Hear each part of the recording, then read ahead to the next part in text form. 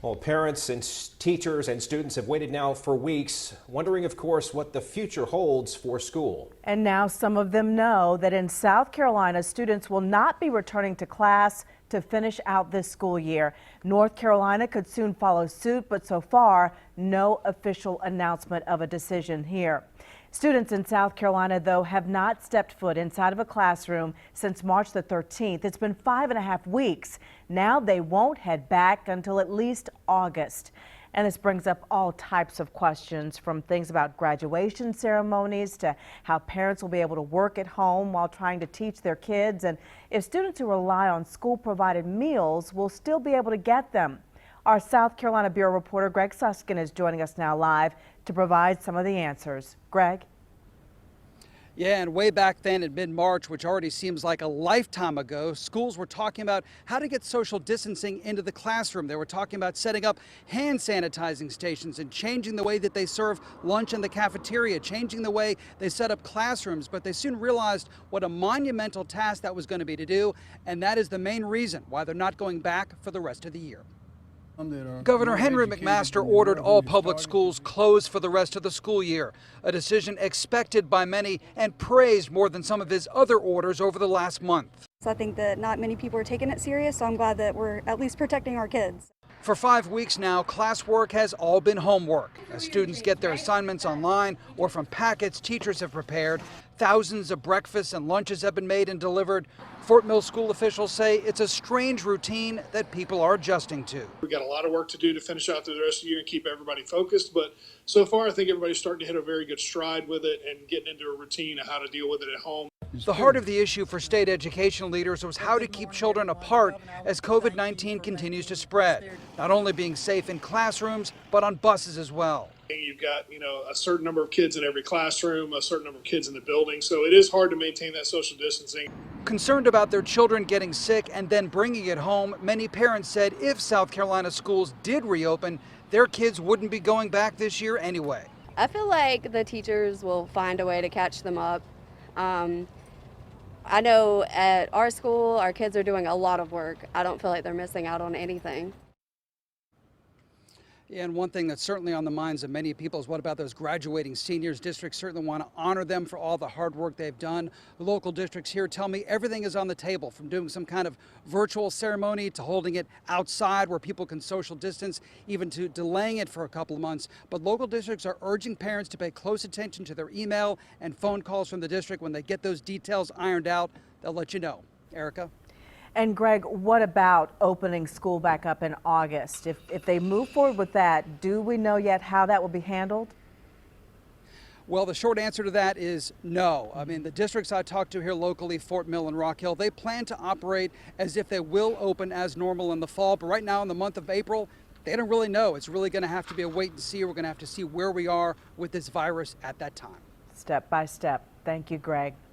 Well, now we also want to bring in Channel 9's education reporter Elsa Gillis. Elsa, I know you are closely following what might happen now in North Carolina.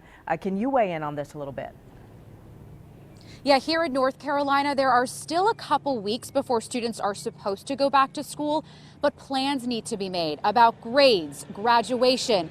The list goes on. And when he originally pushed the closure of schools back to May 15th, Governor Roy Cooper said he wasn't ready to give up on this school year yet. But we know this virus is still very much around us. Yesterday at his briefing, Governor Cooper said the state's public health team is looking at what is needed to make sure children are safe at school. They're talking with superintendents, the State Board of Education, and Department of Public Instruction. And he said an announcement on schools would come soon. He said probably this week. That being said, both the State Board of Education and the COVID-19 State Education Committee are set to meet tomorrow. The board is set to talk about grading, teacher evaluations, and athletic eligibility in the wake of COVID-19. The other group has been drafting legislation to waive tests and other measures. They've also been talking about potential changes to the school calendar. I plan to be listening to both of those meetings, and of course, we'll bring you an update as soon as we hear from the governor. Back to you. All right, Elsa, thanks for keeping us up to date with the latest. Now to South Carolina again. It joins a growing list of other states that have just gone ahead and canceled school for the remainder of this school year altogether. There are now at least 29 states that have made that same call. One leading U.S. model is predicting a surge in COVID-19 cases in August, and that could also draw next school year into question. There are projections from the Institute for Health Metrics and Evaluation, a model that the White House has relied on. It's increased its projected death toll by August to 66,000, up 10%. And it doesn't get much better after that, according to the CDC. The CDC director is warning that second wave this fall and winter could be worse than the one that's hitting us right now. That's because it would hit right at the same time as flu season. And the CDC director is not alone in his concerns. I think that it's certainly a possibility, and the whole task force set of doctors is concerned about the second wave. South Carolina's state superintendent did bring up next year today, mentioning that funds from the CARES Act could be used to help students catch up for next year. Of course, we will have to wait and see what the state decides closer to fall. In the meantime, students are still being encouraged to continue their learning online. You'll find a list of online learning resources at WSOCTV.com. Let's check in tonight now with our chief meteorologist, Steve Udelson. He's tracking the threat of some storms over the next 24 hours. Steve? Yes, Scott, we started to see the changes today. Outside this morning, we had brilliant blue skies. And now when you look at our Charlotte Tower cam, the high clouds have returned. And those clouds are a sign of things to come. As the clouds really thicken to our west, check out all the thunderstorms that are sitting off to our west, pushing our way. Big question is not going to be, are we going to get wet? Yeah, I don't think there's any chance we're going to miss out on the rain. The big question is, where does that severe weather go? Now, it's going to be in two batches. We'll see one batch of showers come in very late tonight and very early tomorrow. There's that ribbon of rain cutting through the Charlotte area between about 3 and 8 a.m. tomorrow. But look at all the storms back to our west, Knoxville down toward Atlanta. That's what's going to make a run at us as we go through tomorrow afternoon. This evening, we're fine. Temperatures will be in the upper 60s. Don't forget, now's the time to make your severe weather plan. Download our free app. Take advantage of all the severe weather alerts. And again, if you lose power, don't forget, you can always live stream on our app. We'll talk more about the individual threats and the timing when I come back in a bit. All right, thank you, Steve. Well, tonight, 434 people are in the hospital because of COVID-19 in North Carolina. The state has now done at least 90,000 tests. Of those, only 7,200 have come back positive. Mecklenburg County has the most at more than 1,200. In South Carolina, 43,000 tests have been completed with 4,608 positive test results.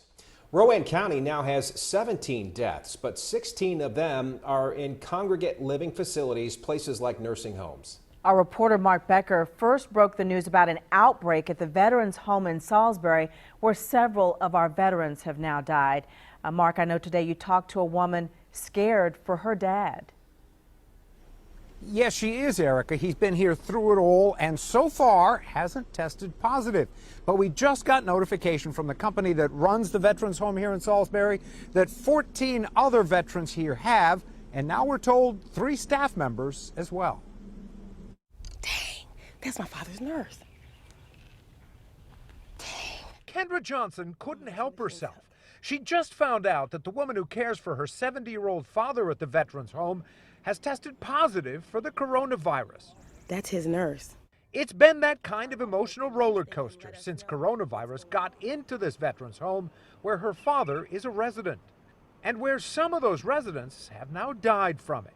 It was my understanding that to some degree this had been contained. We take every opportunity to share guidance with these facilities. Rowan County's Emergency Management Director, T.J. Brown, says of the county's 17 deaths from coronavirus, 16 have been in the 2 long-term care facilities here, the Veterans Home and the Citadel Nursing Home, where 102 residents have tested positive for the virus. They tell us, that they're doing the things they're supposed to be doing, and we have to trust that, what they're telling us is what they're doing. And then there's the staff. Several employees of the Citadel, and at least one now at the Veterans Home, have tested positive. And Kendra Johnson wonders where it will stop, if it will stop. How can anybody, resident, staff alike in these facilities, stay safe or be safe? And then when will they get to see their families again?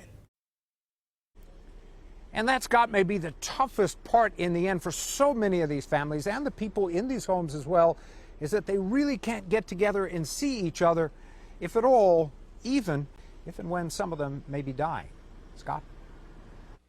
Yeah, that's some of the toughest stories that we've heard about this, Mark, is people not knowing if they'll be able to see their loved ones again because they just can't be together if they have the virus.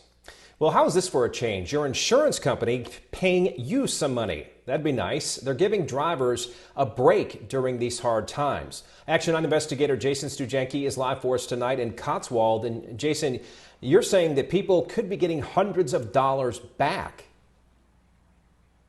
Oh yeah, actually some good financial news to report for a change. I'll let you know that for the most part, if you look at most of the major companies, they are giving drivers anywhere from 15 to 25% of their premiums back. So you could be talking $100, $200, maybe more. Of course, the big question you're probably asking is, why are they doing this? Well, the answer is simple. There are fewer drivers on the road, which means fewer accidents, which means fewer claims. Plus, so many people are hurting financially. The companies say it's just the right thing to do. I talked to an industry spokesperson who actually works in South Carolina. We recognize people are going through some hardships. We're trying to do this as a way to give back where we can, and we're there with you, and we're all in this together. Now, there is a twist. Here in North Carolina, insurers can't give you a discount without the State Department of Insurance's approval. So I spoke with the agency, and it found a way to fast track those requests so you can get refunds like drivers in other parts of the country. It has been one of our top priorities because we feel that this is a time in which folks are actually having great difficulty, financial difficulties, and Commissioner Causey was very excited, and again, he welcomes companies making these type of filings to help the consumer, because that's what the Department of Insurance is all about. Now, DOI says all of these companies on your screen right now are interested in giving you some sort of a break, some sort of a discount. The agency already approved 9 of them so far. I just checked about an hour or so ago, and we're up to 9. Now, DOI told me it's still reviewing all states and Nationwide's proposals, and DOI says State Farm and USAA are going a slightly different route, giving drivers a different perk. They're giving drivers dividends. And as for one other company, DOI says it's in talks with Farm Bureau. Guys? All right, Jason, thanks very much. Of course, great to see people getting a break, not being out there on the roads. And we know the insurance companies are saving money as well and now giving it back. Thanks, Jason.